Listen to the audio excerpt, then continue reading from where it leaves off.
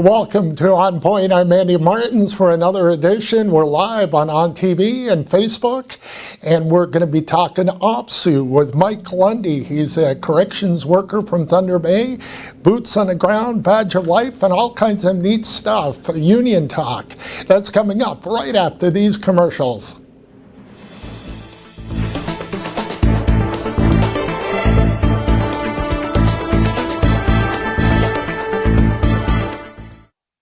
This is On TV.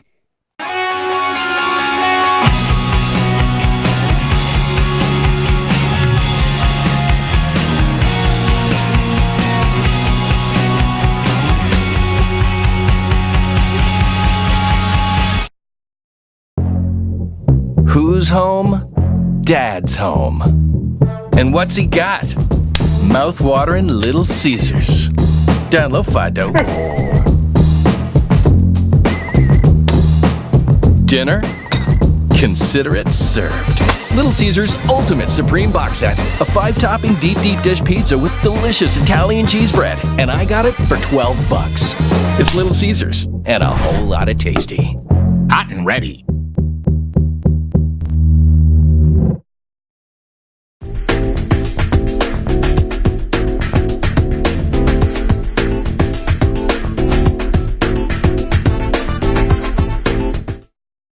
Welcome to the Machine Shop, our historic venue and gathering place for friends and family. Built in 1899 on the site of a Northwest Company trading post. Today we are a go-to venue hosting many expos, concerts, weddings, and more. While you're here, choose one of our dining experiences. Enjoy a quiet dinner at the Mill Steakhouse and Wine Bar, watch a game and try wood fire oven pizza and local draft at the Boiler Room, or treat yourself every day to gelato and local coffee at the Gelato Mill. For more information on the Machine Shop, visit machineshopinc.ca.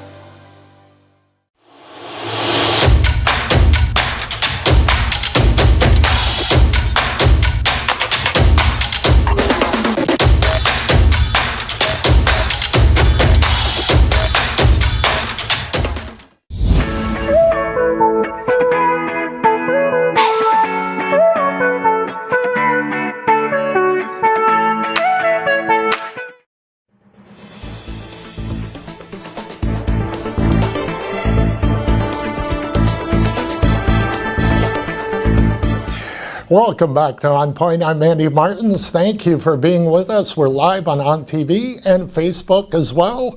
And we're pleased to welcome Mike Lundy. He's an OPSEU corrections worker in Thunder Bay. He's live in the studio with us. Mike, welcome to On Point. Hi, Andy. Thank you very much for having me. Wish you guys could have ordered up a little bit better weather, but we'll make do.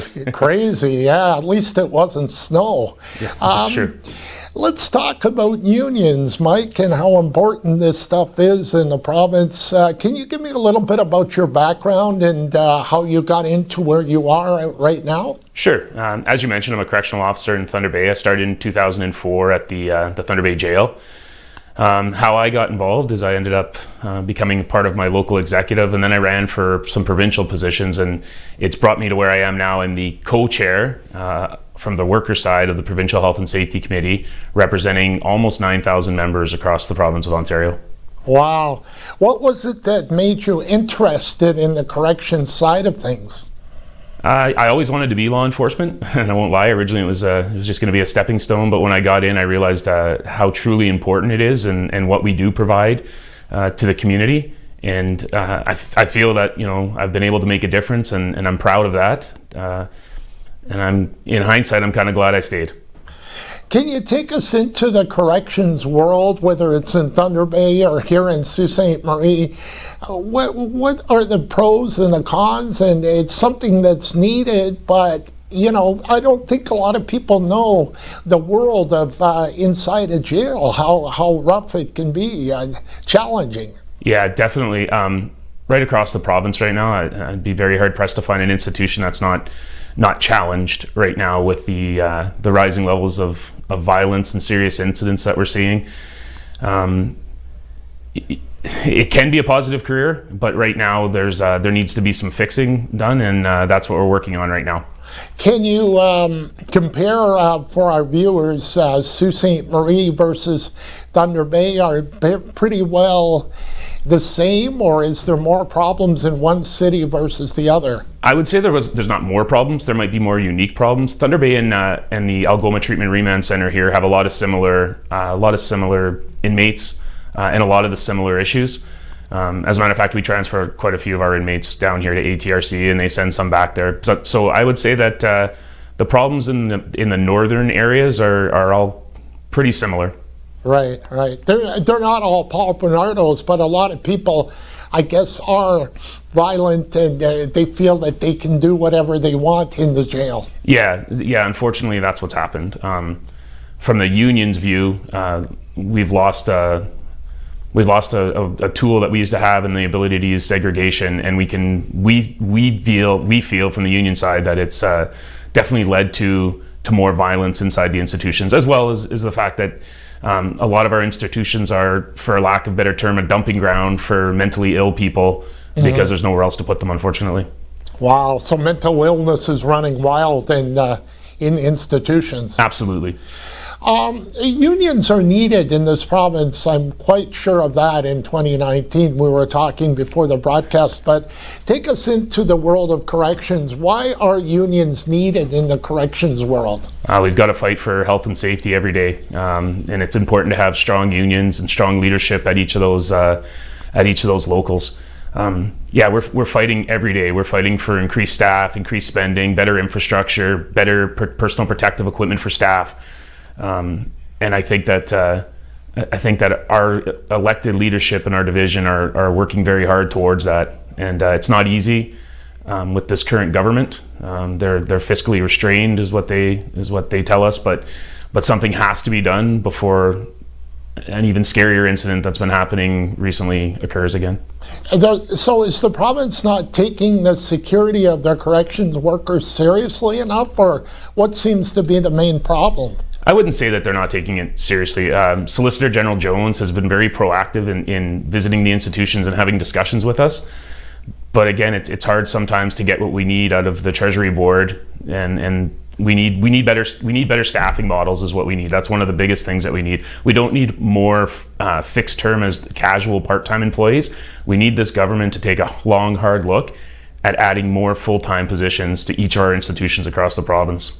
And that would kind of alleviate the workload of your workload itself, Mike. Is it more than it should be as such? Absolutely. I think every correctional officer and correctional staff in this province are overworked right now. We just keep getting more and more added to our plate with less to work with.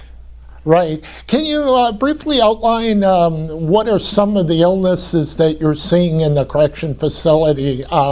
Mental illness, and you're really, in some days, you're probably paddling upstream with a canoe as such in the workplace. Absolutely. And right now our staff aren't trained on recognizing all the signs of mental illness and in inmates and stuff like that. And that's something that we've been pushing hard for, is better training for our staff on how to deal with the mentally ill offenders. And as far as staff are concerned, we're seeing record numbers of burnout and PTSI, I refer to them as. I know it's common out there that it's PTSD. We're referring more to it now as post-traumatic stress injuries. But yeah, so the numbers they're astronomical, and it's in crisis mode for sure. Do these people get the help that they need in the institution, or are they kind of pretty well left on their own? There's not a lot of resources. I know that the government's trying to have mental health nurses in all the places, but hiring has been complicated. And really, there's just not enough of them. There's not enough nurses. There's not enough mental health nurses. There's not enough in the north. There's not enough access to psychiatrists, psychometrists for our clients that are in our care, control, and custody. Right. Yeah. You'll be back in the OPSEU for an event. What Boots on the Ground? Tell us about that. That'll be on October the 10th, next week. Yes. So Boots on the Ground is an organization that was created by a Peel regional police officer that retired named Dave McClellan. Dave saw through his career that really there wasn't enough peer support for people, and really it's something that's I have to give Dave credit for. He's brought corrections in right from day one, and he's recognized what we're going through. And Boots on the Ground offers 24-hour peer support, which means that if you're going through any issue, you can reach out and talk to them. And it's one of the things that I try to stress to the members more than anything. All political stuff aside, if you need to talk to someone, these are the groups that you need to reach out to. And I do give the Solicitor General's credit because we are working on a peer support program for the Ministry of Community Safety and Correctional Services. It's not there yet. It doesn't happen overnight. So in the meantime, we need organizations like Boots on the Ground and Badge of Life Canada to be there for us. Right. How important are these guys to be there? It's an ongoing thing, a weekly thing, isn't it? Absolutely. Weekly, daily, hourly. It's so important for Boots on the Ground and Badge of Life to be there for us. If I didn't feel they were important, I can tell you in my role, I wouldn't be out there trying to get them around all the institutions in the province, all the different regions in the province. They're so important, and they're all good people, and they just want to help.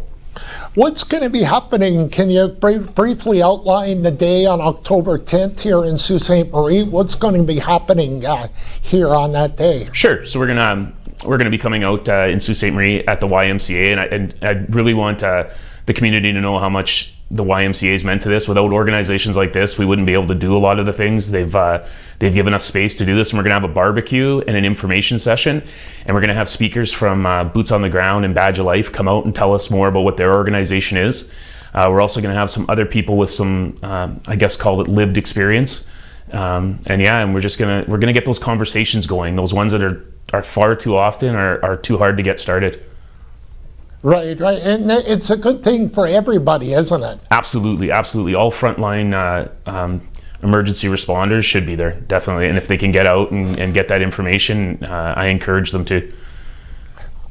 Right on, Mike. Stay right there. We'll take some commercial break messages, and we'll be right back to you right after these messages on ONNPoint. Sounds good.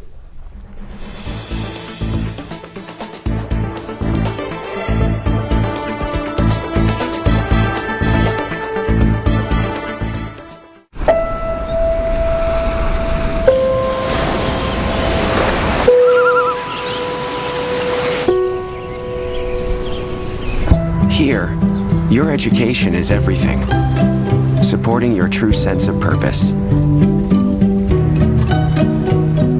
Here, you'll learn from professors who will understand you, who will challenge you, and offer you support on your journey. Here, you'll study programs built on real values: business, technology, science, arts and social sciences, always geared to make a positive difference. Here, you'll have a chance to assist in faculty research, leaving your mark wherever you go. Here, you'll focus on what matters to you and impact the world around you. Algoma University. Come take a closer look.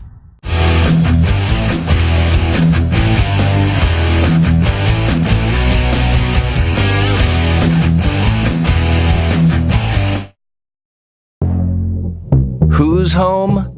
Dad's home. And what's he got? Mouth-watering Little Caesars. Download Fido.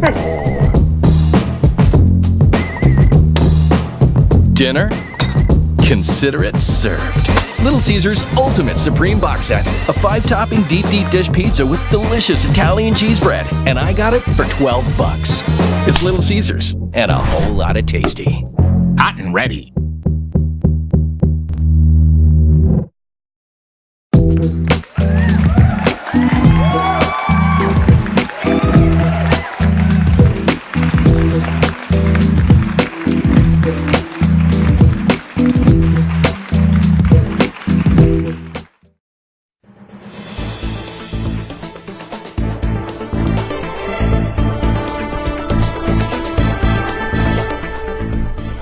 Welcome back to ONNPoint. I'm Andy Martins. We're live on Facebook and we're live on OnTV. Reminder, the next editions of ONNPoint will deal with the federal election on October 21st. We'll have 3 of the 5 candidates running in Sault Ste. Marie on this show between now and the election. But first, we're going to deal with the show here. Mike Lundy's back with us, the OPSEU corrections worker from Thunder Bay, talking about boots on the ground, Badge of Life. And Mike, are these two events going to be on the same evening? Can you tell us more about how they intertwine each other? Sure. So I'll tell you about the whole tour. The whole tour is actually starting in North Bay on October 7th. Right. And then October 8th, we're in Timmins. October 10th, we're in Sault Ste. Marie, and October 11th, we're in Sudbury. And we're taking both organizations around because what Boots on the Ground offers is the 24/7 peer support when people need someone to talk to. Badge of Life is an organization that offers resources and programs. So it's a little bit different, but together the two are very important for us to get the message out to our members, to all first responders right across the province. And I have to, give credit to OPSEU. They've been supportive. We took these two organizations around Thunder Bay, Fort Frances, and Kenora earlier this summer. Right. And now we're working our way down around this area, and we're going to continue to expand. And OPSEU's been on the forefront of helping us support this and get them around.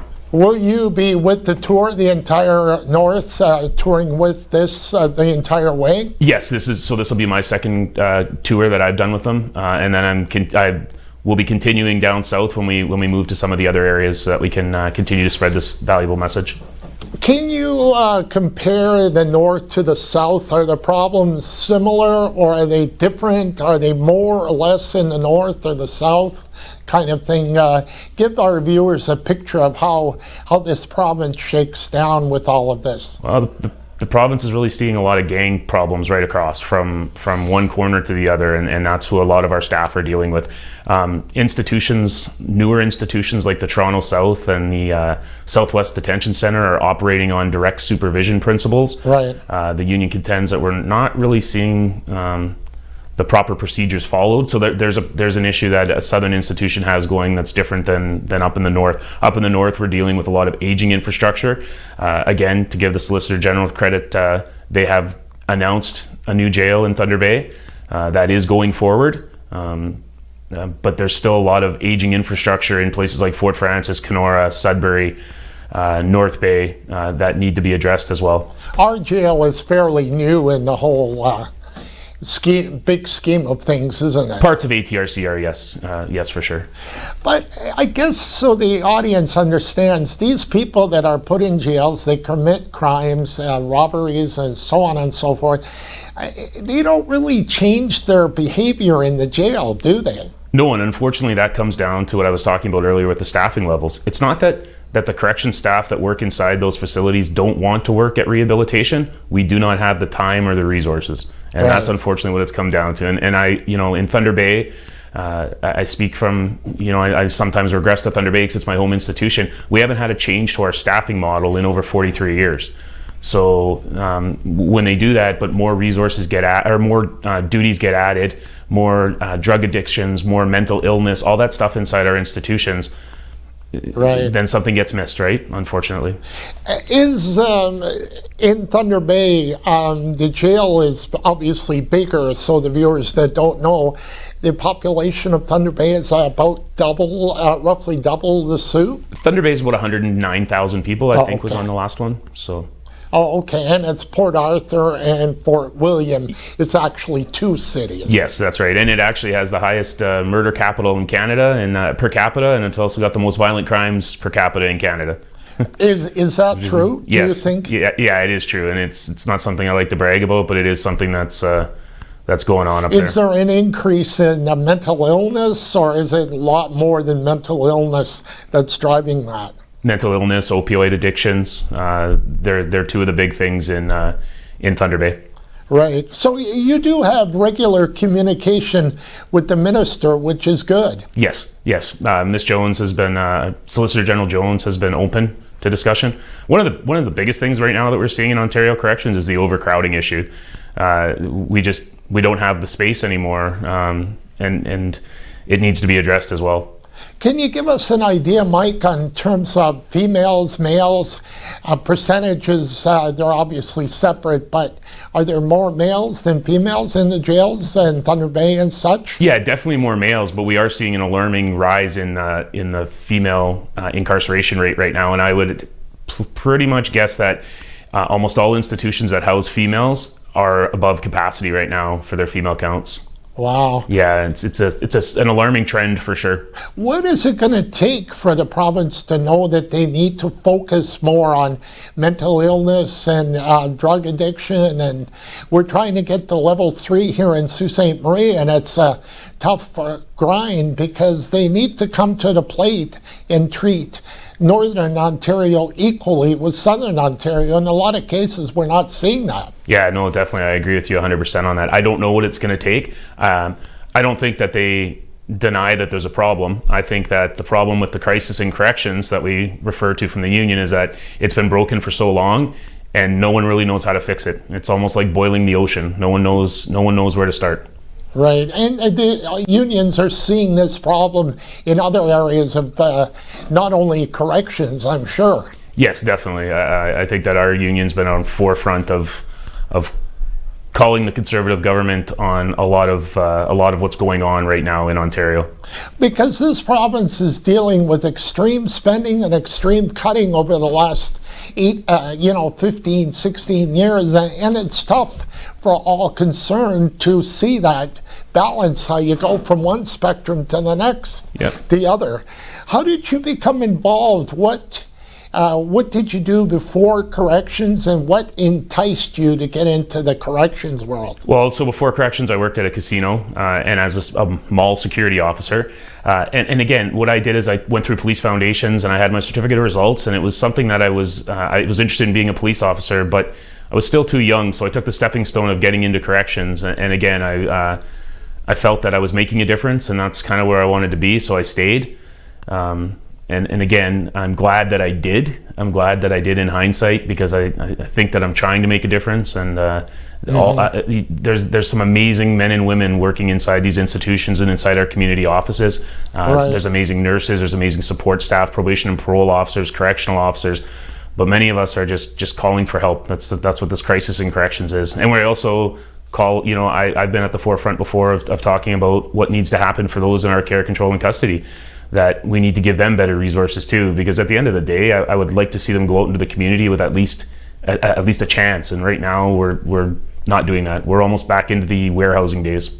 So if you were a security guard in Thunder Bay and the malls, you saw this pattern of behavior of these people before they got put into the jail. So you saw that early on, that this is developing and not everybody is good in our society. Absolutely, that's exactly it. And I got to give a shout out to in Thunder Bay, our police department is top notch, and they're probably one of the reasons why we're overcrowded right now, because they're doing such an amazing job. And that's a lot of the police forces right across Ontario. They're doing an amazing job, and it's leading to some overcrowding, but I mean, I'd rather have it that way. Do you think, final thoughts, do you think that they're doing enough in Thunder Bay and in the Soo for the drug problem, though it's still quite rampant? No, I don't think so. And I think it leads to, I think one of the big things is that they've given a lot of money for gang enforcement down in Southern Ontario, but they've kind of forgotten about up here, and that's who sells the drugs. That's who's moving the drugs is the gangs, and I think that we've been forgotten in that rollout of funding for our police forces. Mike, it was delightful to have you on the show, and thank you for educating our viewers on a lot of the stuff that we all take for granted, and it needs to be dealt with on a day-to-day basis. Well, thank you very much, and I hope your weather gets better. All right. That's Mike Lundy from OPSEU, who's a corrections worker in Thunder Bay. We'll be back to wrap up the show right after these messages.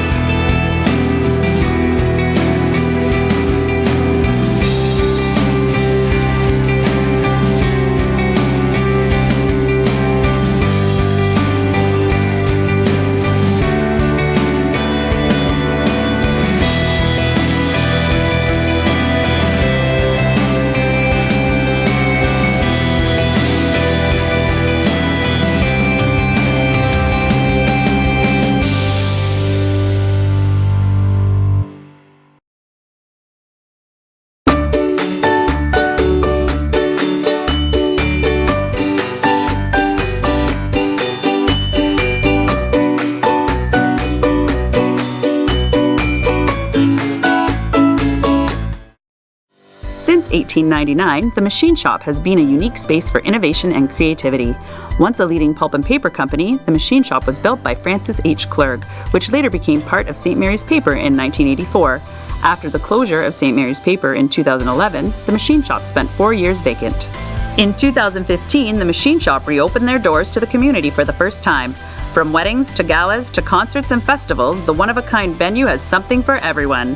We are proud to work with the community and local nonprofits to host major events such as Festival of Trees, Pearls and Plaid, an evening at Hogwarts, and more.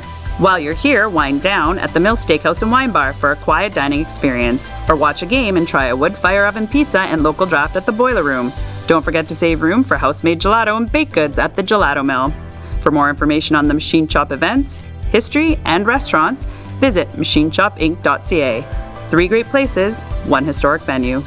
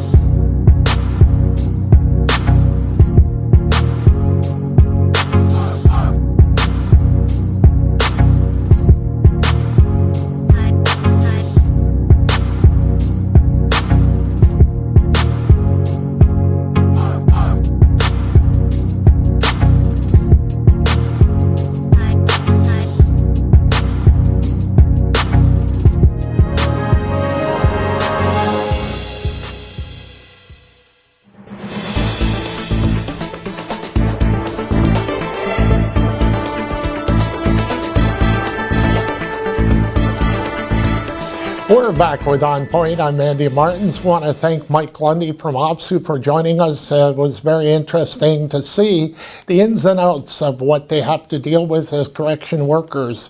And we're live on ON-TV, live on Facebook, and now we shift our attention to the election on ONNPoint. On the next editions, we'll have Sarah McCleary on October 7th, Amy Sacato on October 8th. Of course, the debate here with all candidates with Luann and Tim on October 10th. And then back on ONNPoint, Terry and Sarah McCleary before the election.